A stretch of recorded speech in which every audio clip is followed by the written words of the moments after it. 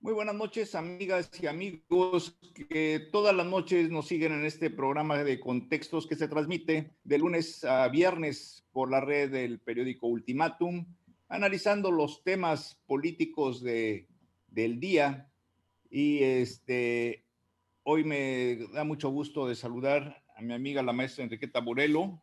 Hola, buenas noches, Ricardo. Buenas noches, ¿qué tal? Y esperamos que de un momento a otro también se una con nosotros el maestro Víctor Rumaya. Y bueno, como ayer quedamos encarrilados en el tema, seguía la telenovela pendiente o el final de la telenovela, que todavía le faltan capítulos, el terrible Salgado Macedonio.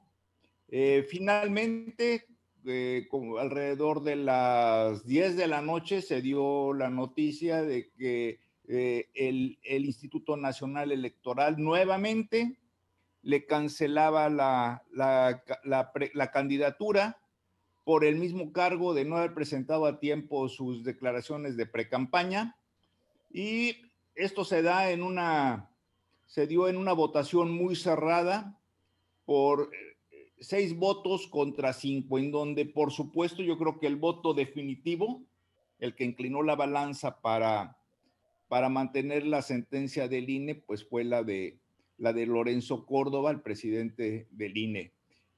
Salgado Macedonio, lo que vimos en la televisión es de que se mostró tranquilo, y al parecer regresó con el grupo que lo estaba apoyando a su estado natal de Guerrero, y tengo entendido que Morena iba a tener creo que 48 horas o algo así para poder presentar un nuevo candidato, 72 horas para presentar un nuevo candidato, mientras que el caso Salgado Macedonio nuevamente se va al Tribunal Federal Electoral. Vamos a ver qué sucede. Ante estos hay varias hipótesis. Una de ellas es de que Morena elija, ahí estábamos hablando de Walton como posible. Así es. Es un empresario, ¿no? Es un empresario, es otra línea más moderada que Salgado Macedonio. Esa es una opción. La otra opción es de que el tribunal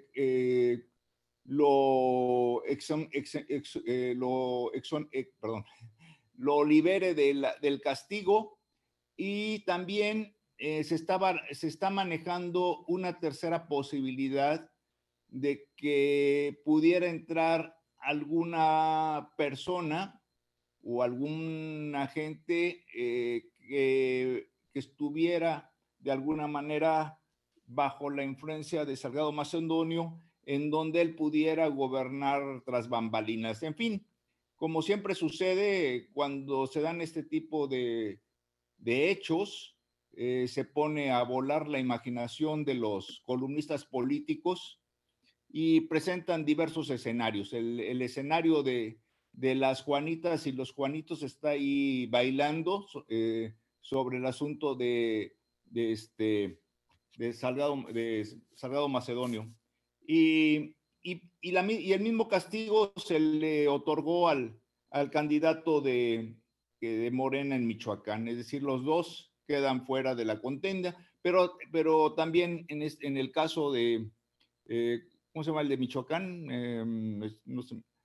También en el caso de Morón, en el caso de Morón, de candidato de Morena en Michoacán, lo entrevistaron y dice que confía en que el tribunal revoque la sentencia, considerándola que pues deben de tomar en cuenta que en realidad son castigos muy radicales dado el monto de dinero que señalaron que se pueda plantear.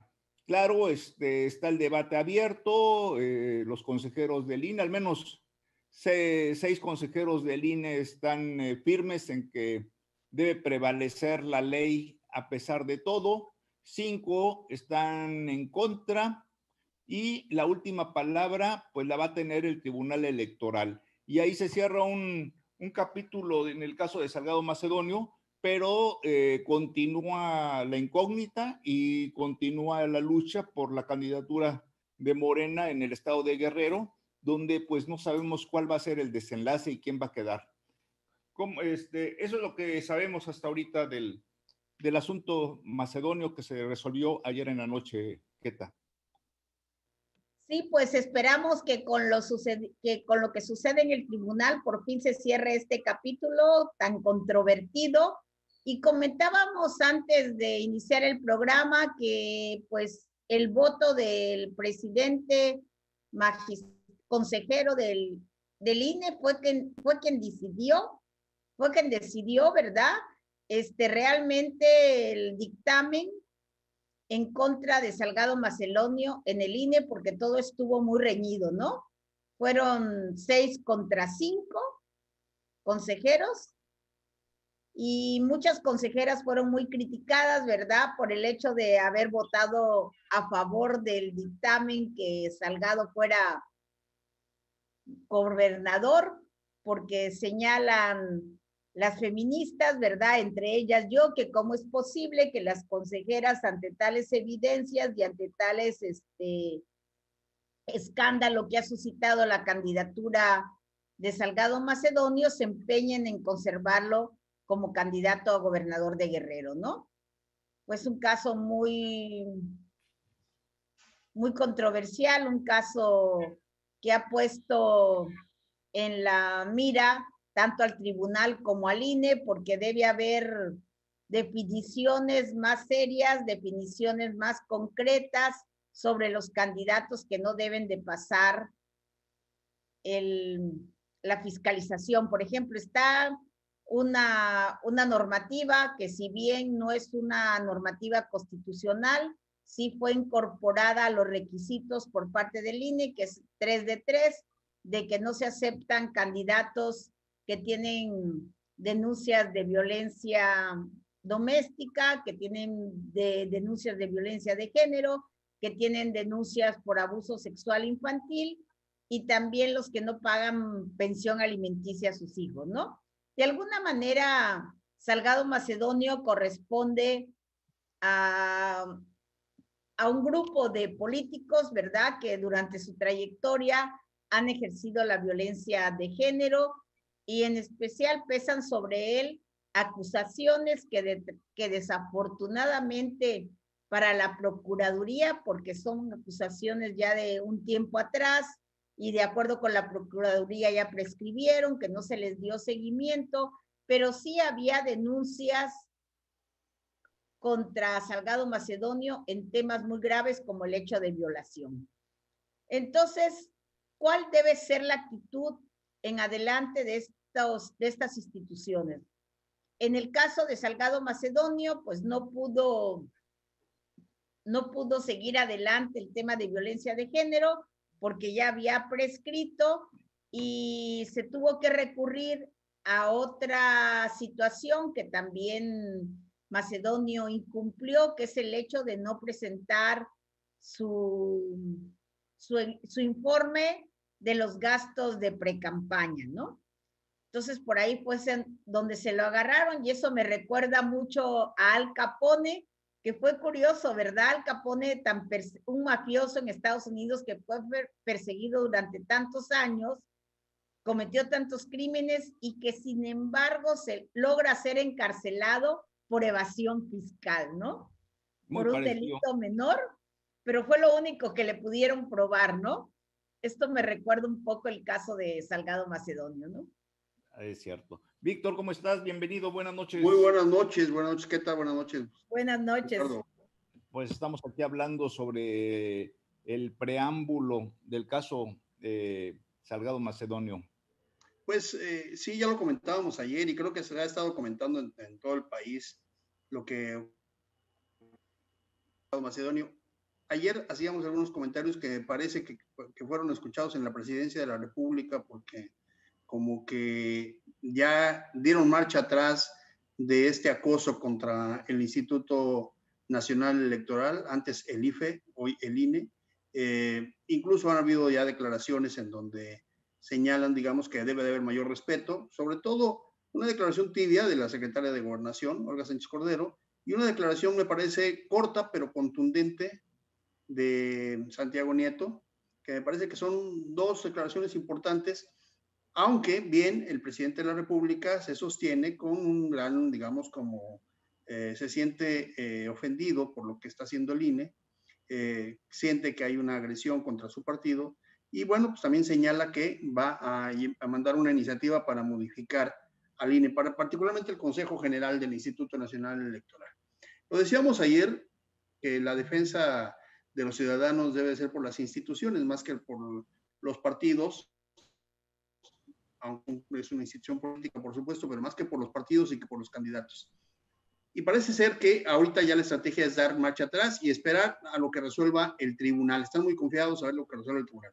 Todavía faltan unos días para que se resuelva. Yo creo que va a ser algo que se va a estar resolviendo quizá entre el martes y el miércoles de la semana próxima. Es decir, ese es un tema que todavía va a dar mucho de qué hablar en los próximos días. Sin embargo, lo decíamos también, más allá de lo que ocurre con el INE, la propia, digamos, personalidad de Félix Salgado Macedonio ha golpeado mucho a Morena y ya algunos candidatos que están compitiendo para gobernadores en otros estados se han empezado a quejar porque el gran reclamo que les hacen ya no es sobre el tema local, sino el tema de Salgado Macedonio.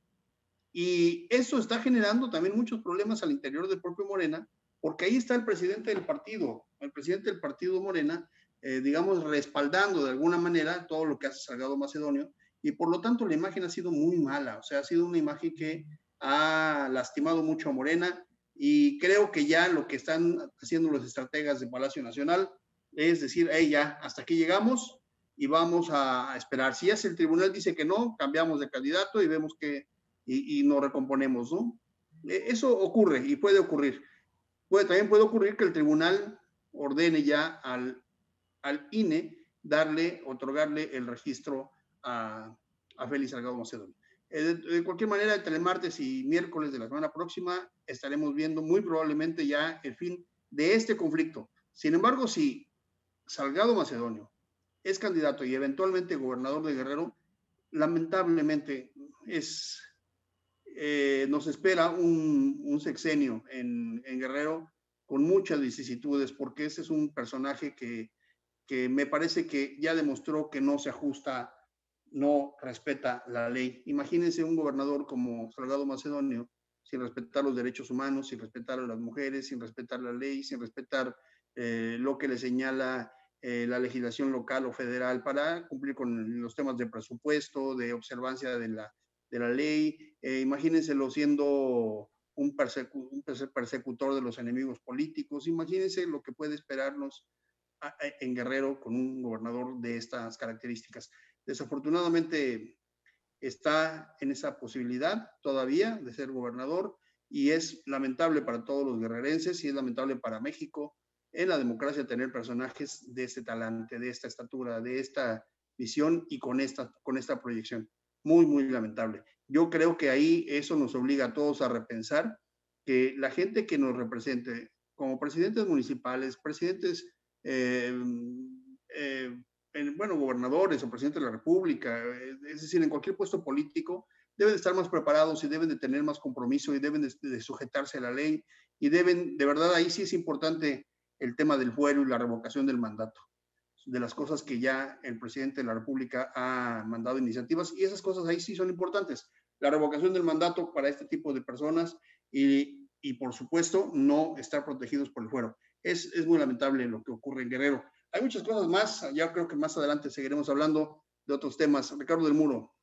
Así es, y bueno, mientras tanto, en lo que se refiere aquí a la política local, el día de ayer, prácticamente a la medianoche, ya el Instituto de Elecciones y Participación Ciudadana, el Consejo General del IEPC, pues ya determinó la procedencia de algunas candidaturas para presidentes municipales y diputados locales.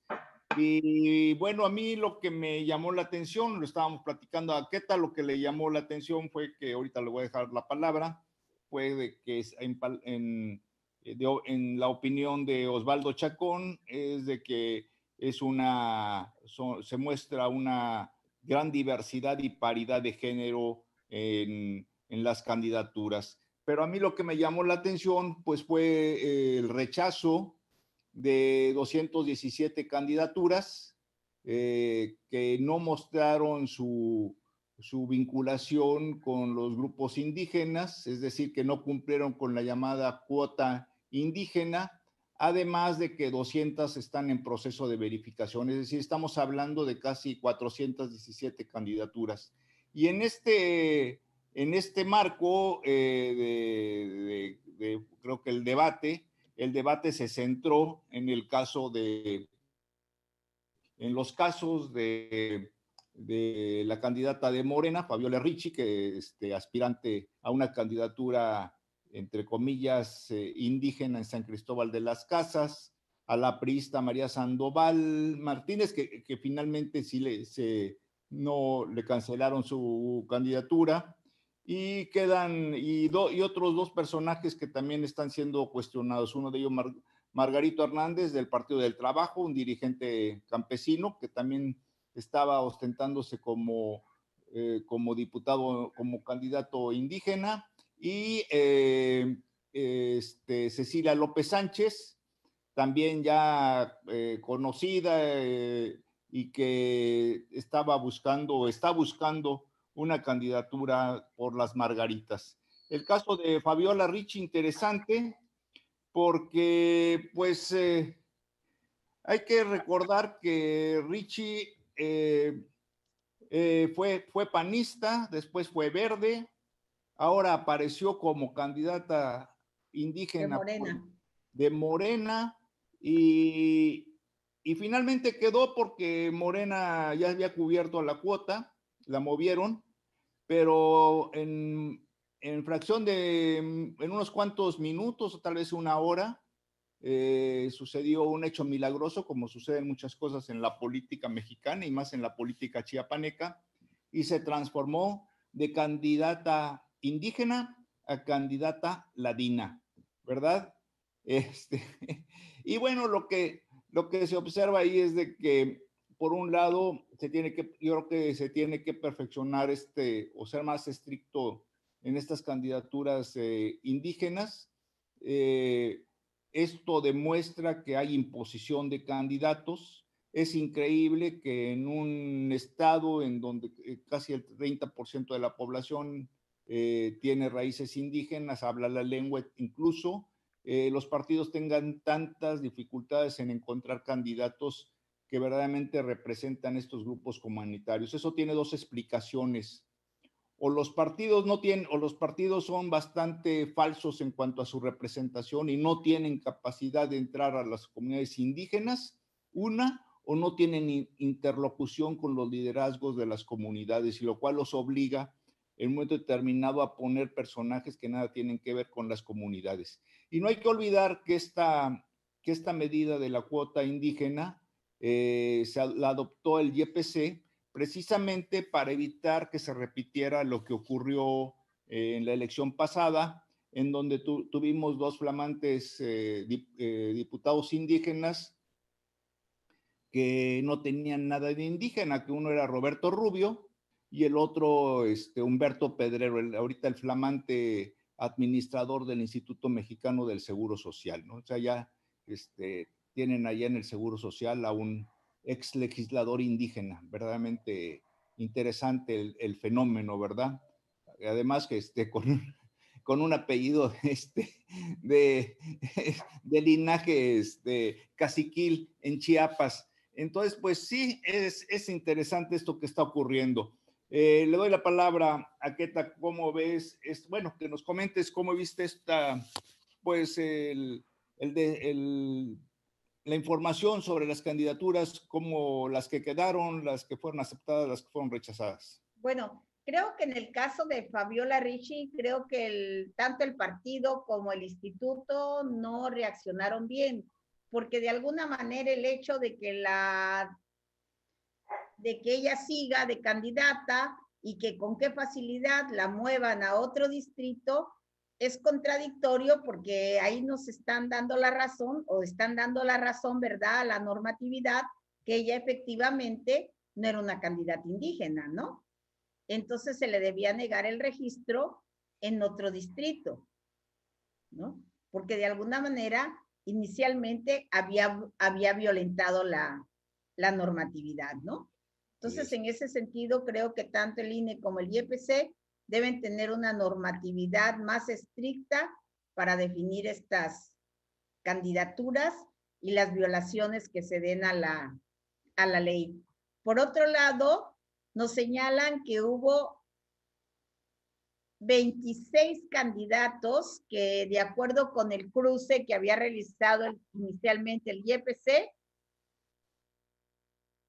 no cumplan con una de las requisitos del 3 de 3, o sea que no estaban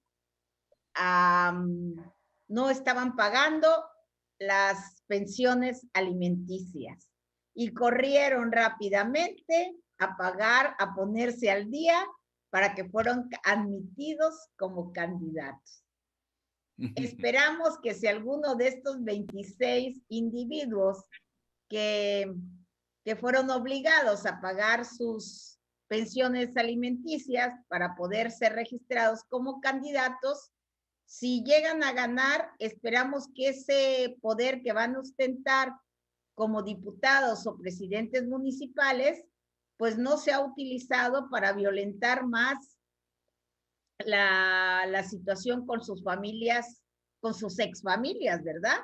Así es. Y con sus hijos, ¿verdad? Esperamos que sigan cumpliendo ya en el poder con la pensión alimenticia, que es un deber no solo legal, sino moral de un padre de familia para con los hijos, aunque esté divorciado, ¿verdad? Porque uno no se divorcia de los hijos, se divorcia de la pareja porque el amor termina por diferentes razones, pero la relación con los hijos y la responsabilidad con los hijos continúa, ¿verdad? Entonces, imagínense, 26 no pagaban la pensión alimenticia. Bueno, pues eso te da una idea de la calidad de personajes, ¿no? Si no son responsables y con sus hijos, pues mucho menos van a ser responsables con sus electores. O sea, definitivamente personajes totalmente egoístas y que nada más buscan su beneficio propio. Yo creo que tiene muchas lecturas esa actitud de olvidarse de pagar las pensiones de los hijos. Y también hubo muchos casos de candidatos que tenían, si no denuncias, pero sí manifestaciones por parte de sus exparejas de ser violentadores. Desafortunadamente, en el 3 de 3 sí es una exigencia que exista un dictamen, ¿no? Que exista un dictamen por parte del tribunal donde se condene a estas personas a, pues, en un momento dado hasta la cárcel, ¿verdad? Porque la violencia doméstica, depende de la gravedad del asunto, puede concluir en la cárcel. Entonces, estos violentadores fueron admitidos, imagínate, fueron admitidos como candidatos porque no tienen una sentencia, pero sí hay hechos que demuestran que han sido violentadores en sus hogares. Terrible. Víctor, otro ejemplo de que son finísimas personas, ¿verdad? Como se dice vulgarmente, de nuestros candidatos, ¿no? No, sí. Fíjate que ya decías tú que respecto a las candidaturas indígenas es la incapacidad de los partidos políticos para vincularse con digamos, las comunidades verdaderamente indígenas. Pero no, yo creo que no, fíjate, yo creo que la razón no es esa. La razón es que no les importa vincularse. No les importa vincularse. Y tampoco les importa hacer nada por los indígenas. Y tampoco les importa hacer nada por el pueblo. Lo que les importa es tener la posesión. Y ahí hay algo interesantísimo, porque eso es una violación a los derechos humanos. Una violación a los verdaderos indígenas y es un fraude a la ley. El instituto... A los tratados internacionales, ¿no? Sí, claro. El instituto electoral local, o sea, el IEPC, debe ser más exigente. Hoy se quejan que está echando abajo algunas candidaturas. Yo lo celebro, y es más, me parece que se queda corto, porque debe ser más exigente y debe de promover acuerdos en donde haya acciones que confirmen que las personas que van a participar en representación de comunidades indígenas verdaderamente lo sean. Aquí, en esta sociedad, sin tapujos y sin hipocresías, tenemos que decir que nosotros sabemos todos quiénes somos indígenas y quiénes no se sienten indígenas. Y bueno, es así que es una sociedad profundamente clasista. Incluso utiliza algunos conceptos peyorativos para dirigirse a los indígenas. Pero cuando se trata de ocupar una posición, pues se ponen el huipil, ¿no? Y se ponen el atuendo indígena y se ponen y toman una dirección en ese distrito y ya lo son. Bueno, pues no, yo creo que hay que ser más estrictos, porque no solamente es una burla a la sociedad, sino también es una violación y es un fraude a la ley. Y yo creo que eso hay que erradicarlo. Ocurrió aquí en Chiapas, ha estado ocurriendo constantemente, ya mencionaste algunos casos, pero también ocurrió con el diputado migrante. Acuérdense que el famoso diputado 41. Así es. Fue algo verdaderamente tan grotesco cuando se pusieron a hacer supuestas cartas de apoyo al diputado migrante, que aparecían cartas de Uganda y de Islas diferentes partes del mundo. De Islas Mauricio y de las Islas Fiji bueno, yo creo que si mañana alguien se le ocurre decir que va a haber el diputado 42, pero tiene que ser marciano, vamos a tener miles de cartas provenientes de Marte y de la Estación Espacial Rusa apoyando al diputado, no importando de donde sea. ¿Por qué? Pues porque si no lo hay, lo inventamos y lo aparecemos, y lo importante es que sea diputado. Y otra cosa que dice Queta, que es muy interesante, es cuando ya llegan, cuando van a ejercer el poder.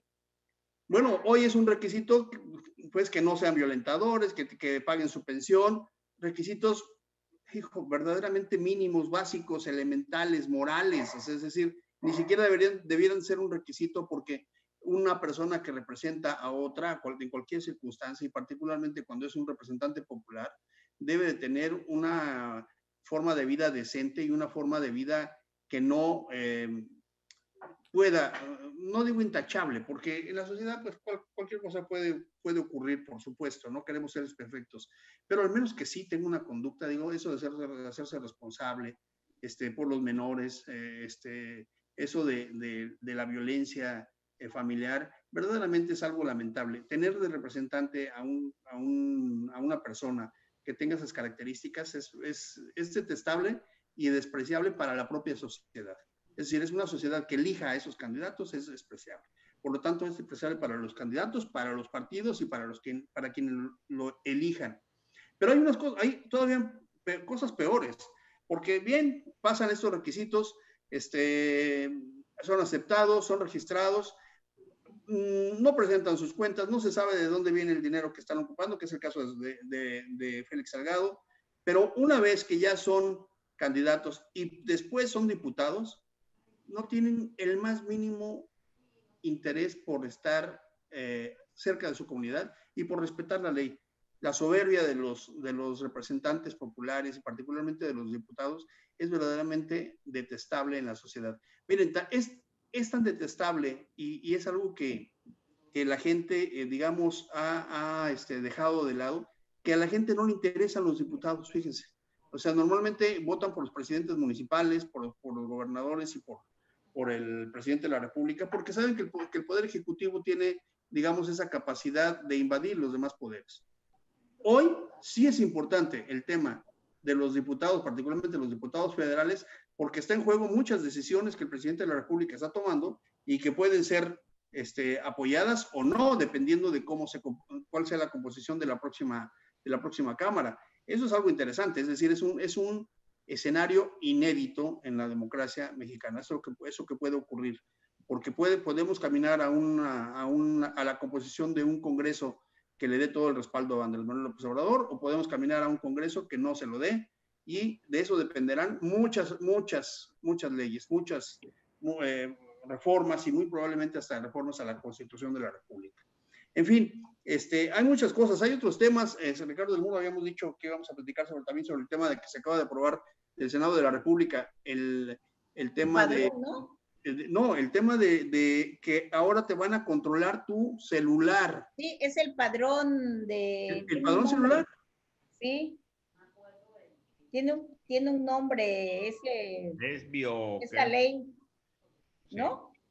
Sí, sí del sí, padrón de registro.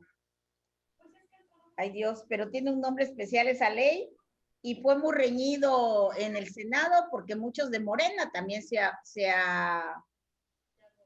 no estuvieron de acuerdo, pero finalmente fue aprobado, ¿no? Sí. Te registran hasta el iris y no sé qué tantas. Es un registro biométrico, Acabamos de tener una determinación con los bancos en donde ahora para que hagas alguna transferencia, si la haces desde tu celular, tienes que aceptar que el banco pueda tener tu ubicación. Pero ahora para que puedas tener un celular tienes que tener un registro biométrico. Esta es una determinación muy interesante porque tiene cosas, digamos, a favor. Yo creo que tiene algunas cosas a favor, como por ejemplo que muchos de los secuestros y de los actos delictivos, muchos de las llamadas, digamos, de los extorsionadores, se hacen de celulares que se supone que deberían de estar controlados por la autoridad, pero no lo están, ¿sí? Es decir, esto obliga al Estado a que ahora pueda actuar más rápidamente ante esos actos delictivos. Pero también tiene un aspecto muy sombrío, un aspecto, digamos, muy peligroso, porque implica el control absoluto sobre los ciudadanos. El 73% de los mexicanos tiene un teléfono celular, al menos un teléfono celular. Esto implicaría, de los mexicanos mayores de 16 años, de tal manera que puede ser que haya incluso menores que tengan celular. Hay muchos niños que tienen celular, no todos, pero sí algunos, ¿no? Es decir, podríamos estar hablando de una población aproximadamente de 80 millones de personas que tienen celular y todos pueden ser controlados y puede ser muy rápido, de manera muy rápida. Tiene una implicación, digamos, de control sobre las libertades de comunicación, las libertades de desplazamiento o de tránsito, las libertades a la intimidad. Sí me parece que puede tener una implicación a los ataques de los derechos humanos. No sé qué opinan ahí, perdón, el tema. Se llama Padrón Nacional de Usuarios de Telefonía Móvil. Sí. Es el nombre de esta ley. Y pues muchos senadores, ¿verdad?, de oposición y también senadores de Morena se opusieron, ¿verdad?, porque violenta el derecho a la privacidad y a la seguridad, ¿no? Pues como así dice Víctor, ¿no? Registran tu huella digital, el iris, rostro, datos personales que estarán disponibles para cualquier entidad de gobierno sin necesidad de orden judicial, ¿no? Así es. Vamos a estar como el gran hermano que nos vigila, ¿no? Pero no solamente eso, imagínate, dice que para cualquier entidad de gobierno.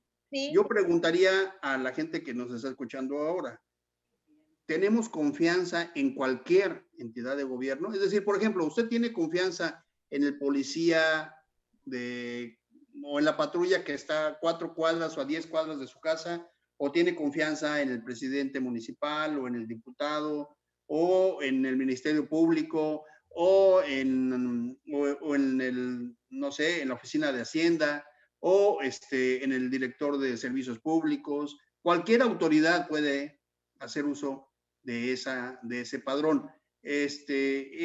Tenemos confianza en ello, es decir, tenemos un gobierno o un sistema de gobiernos para tenerle confianza, que tenga todos nuestros datos. Esa es la pregunta. Así es, y desde actualmente, ¿verdad? Mucha gente se siente que es espiada, ¿no? Sobre todo quienes están en cargos públicos, sobre todo quienes están en la oposición, siente que hasta sus mensajes de WhatsApp, uno lo ha visto en las redes sociales, cómo han sido exhibidas audios, mensajes de WhatsApp que han sido obtenidos de manera violatoria a sus derechos, ¿no? De sus teléfonos celulares, ¿no? Porque existen programas, ¿verdad? De los hackers que se han especializado en robarte información, y muchos de estos hackers están al servicio de instituciones públicas, ¿no? Entonces no se vale esta invasión a nuestra intimidad, que nuestros mensajes, nuestros datos, fotografías, ¿verdad? Fotografías pueden darles un uso ilícito y pueden sacarlos fuera de contexto. Cualquier mensaje inocente que uno pudiera enviar puede ser utilizado fuera de contexto, ¿no? Así es.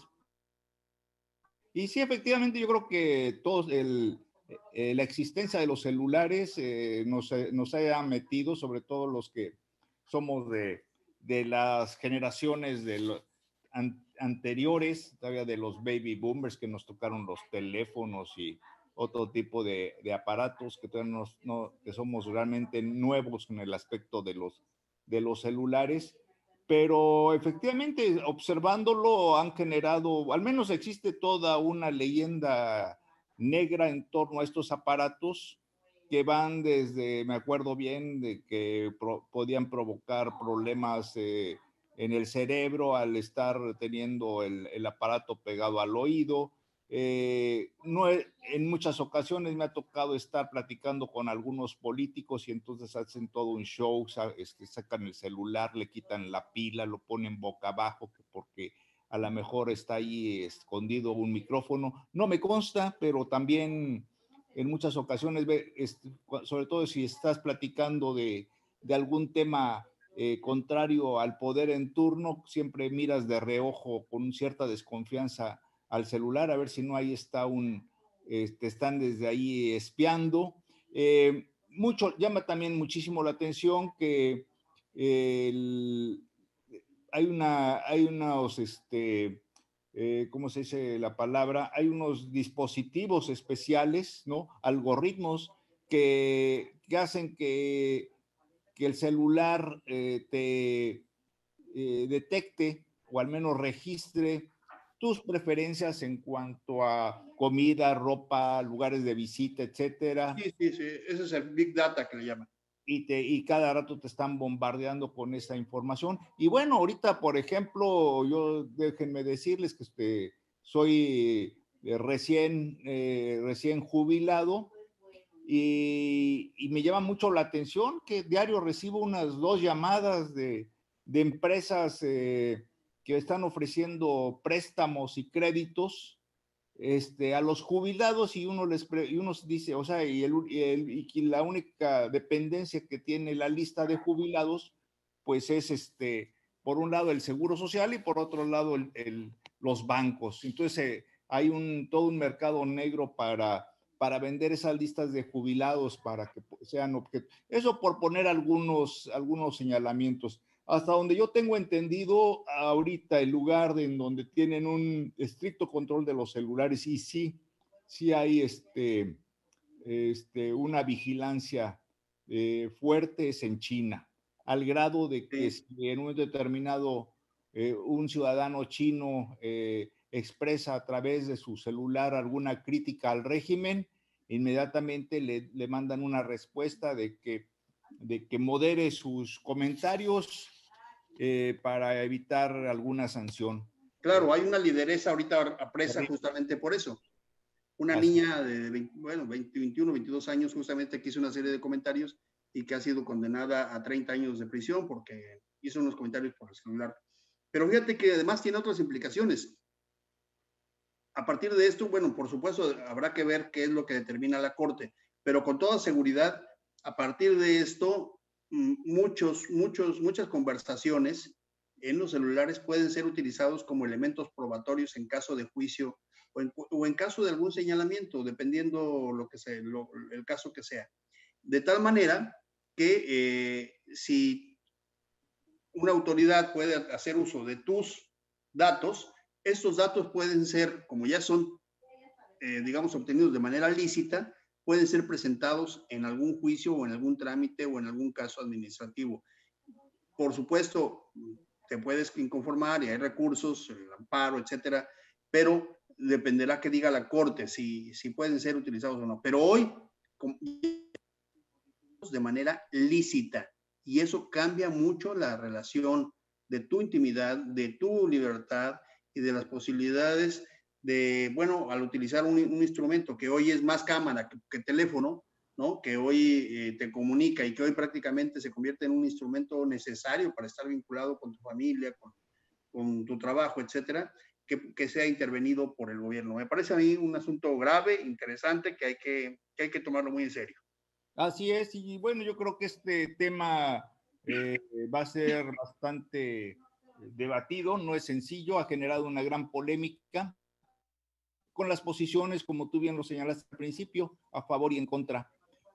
Por un lado es cierto, los secuestros en muchos lugares están a la orden del día, sería una forma de ayudar a la localización de personas que sean víctimas del crimen organizado, una cierta defensa hacia los ciudadanos, pero también invade nuestra privacidad.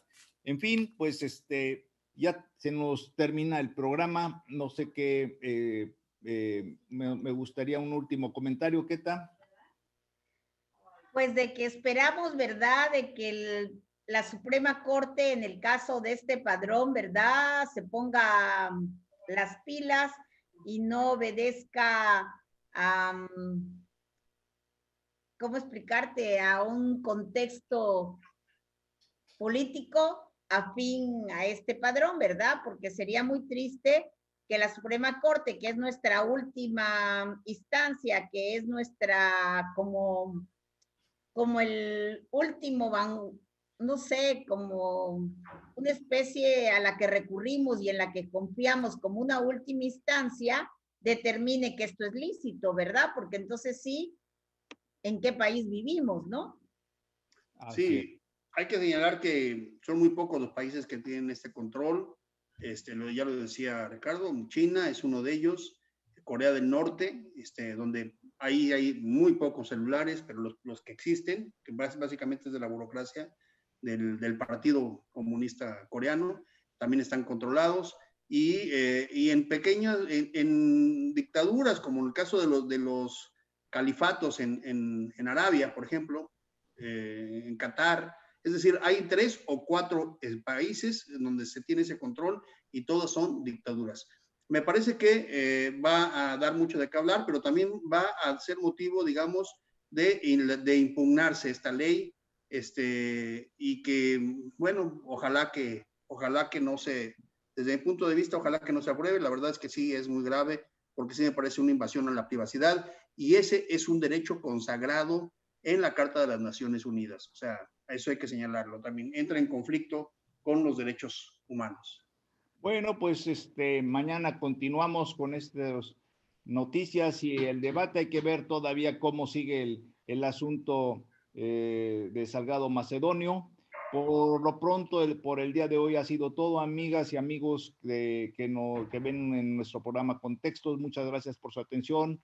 Keta, muchas gracias. Víctor. Buenas noches. Buenas noches a todos. Buenas noches.